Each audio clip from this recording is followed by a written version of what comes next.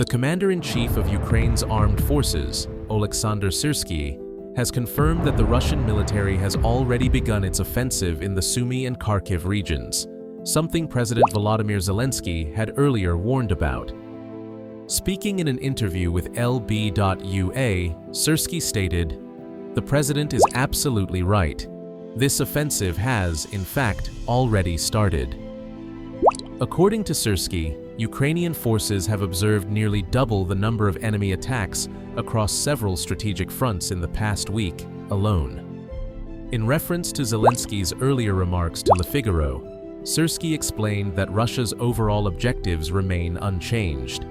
Their intention is clear: to seize as much Ukrainian territory as possible and dismantle Ukrainian defense capabilities. The Russian military, he said, is still pursuing the same strategic goals it has held from the beginning and is showing no signs of slowing down. Despite ongoing international negotiations, Syrsky observed, hostilities are only becoming more intense. Ukrainian military intelligence has noted a sharp rise in offensive actions from Russian forces, evidence of a clear escalation. According to Syrsky, the Russian military is aiming to establish a buffer zone across multiple regions, specifically Sumy, Kharkiv, and Chernihiv. He also highlighted the size of Russia's mobilization reserve, which currently stands at approximately 5 million men, with a broader potential pool of up to 20 million. Earlier, President Zelensky had publicly stated that the Russian president was intentionally stalling, buying time as his forces prepared for a spring offensive targeting those same regions. The large-scale operation, Zelensky noted, was planned 8 months ago, but was delayed due to Ukrainian counter-efforts, particularly in the Kursk region. As of early April, intelligence reports showed that Russia had stockpiled over 1,000 missiles. But according to military and political analyst Oleksandr Kovalenko, Russia has been careful in deploying them due to heavy wear and tear on the aircraft and launch systems used to deliver these strikes.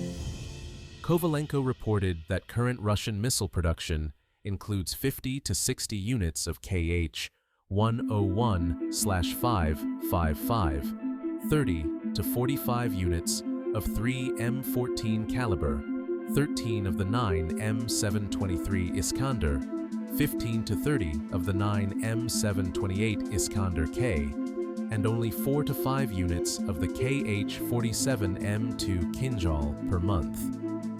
At the start of April, despite several missile strikes on Ukrainian targets, Russia was estimated to have over 250 Kh-101/555s, 500 calibers, around 110 Iskander Ms, 280 Iskander Ks, and roughly 75 Kinjals in active stock. Kovalenko emphasized that Russia could theoretically launch regular large-scale missile attacks, but it hasn't. One reason, he suggests, is the poor condition of the missile carriers, especially the aging bombers. Increased flight frequency would raise the risk of mechanical failure or worse. For this reason, combat missions using Tu-95 MS bombers now occur only once a month, rather than weekly. And when they do fly, they often carry only partial missile loads, far below their full strike capacity of 8 missiles per plane. Another factor, Kovalenko noted, is effectiveness. Subsonic cruise missiles like the Kh-101 and 3 M14 caliber are easier for Ukrainian air defense systems to intercept. In contrast, ballistic missiles such as the 9 M723 Iskander are much harder to stop, interceptable only by high-end Western systems like Patriot and SAMP/T, which are still limited in number. While Ukraine can down cruise missiles using mobile air defense teams with shoulder-launched systems, the Iskander remains highly elusive. Kovalenko concluded that launching 20 Kh-101s with a price tag of over $100 million, only to see 80% to 100% of them destroyed in flight, is a poor trade-off. A single Iskander, on the other hand, fired into a region without advanced air defenses, has a 99% chance of hitting its target. That's why, he suggests, Russia is hoarding its cruise missiles while continuing to heavily use the Iskander series. Meanwhile, Ukrainian sources report that Russian occupation troops in the Kherson region are trying to avoid new orders to cross the Dnipro River.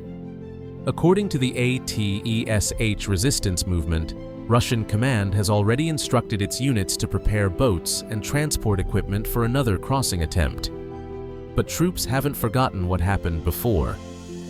Between late 2024 and early 2025, similar assaults led to catastrophic losses, up to 90% casualties for some units, particularly the 28th Motorized Rifle Regiment.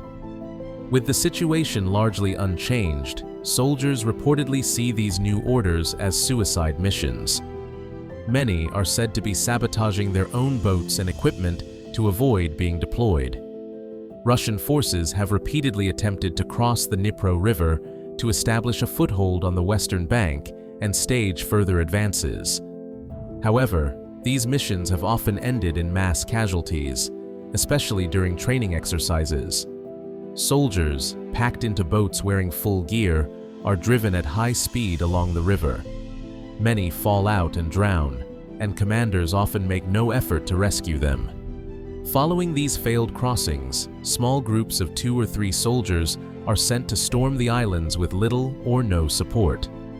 According to ATESH, they are thrown ashore with no proper cover and no evacuation plan. In one report, a Russian commander was overheard telling his men, "Well, now your party will end, and they will bring the next one." In December, Ukraine's Southern Defense Forces reported that Russia had assembled around 300 boats in the Kherson region.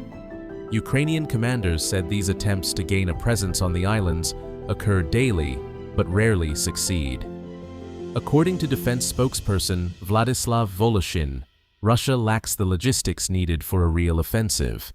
Moving military equipment requires permanent crossings, which Russia doesn't have. 300 boats? Even if you fit 5 troops in each, that's not an offensive, Voloshin said. He stressed that Ukrainian forces maintain fire control over the area, targeting Russian movements constantly. Despite this, Russian forces continue launching 5 to 7 daily assaults in the Dnipro direction, most of them ending in failure and significant losses in both personnel and equipment.